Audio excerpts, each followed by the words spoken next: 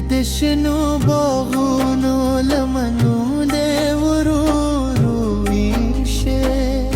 سپودم ستا پر مخ د سپینو رنگو صادر ورولیو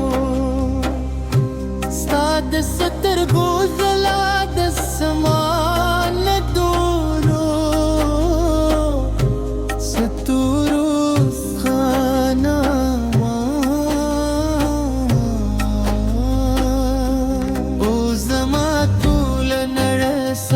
پایو مسکارو خورو نشوه ستا د خندا خوږ آواز چینې له سندرو هم حقل دي ستا د خبرو نرمي د پسرلي له نسیمه هم خو جدا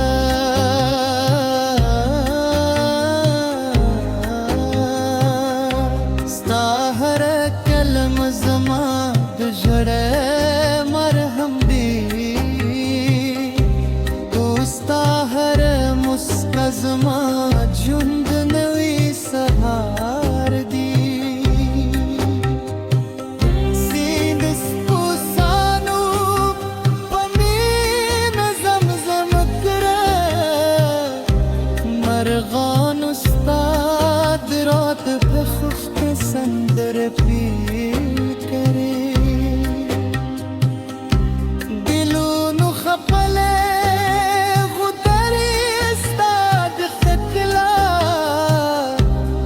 پار پرانستی غرون ستا د مینې آواز ترلې ورسو رانځ چې دلونو تر سیوري لاندې یو ځای ورځو باد شار تر غږ لاندې د ځایونو خبرې سپودم تر روالام دې د وفا ژمنې وکړو او د ژوند هره شېبه په مینه رنګ کړي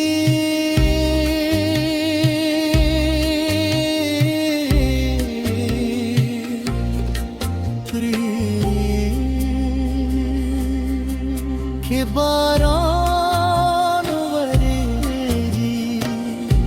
زموږ مینه بلا تازه شي که بادونه راوالوزي زموږ د وفا بلا ګړنګ شي که کلونه تېر شي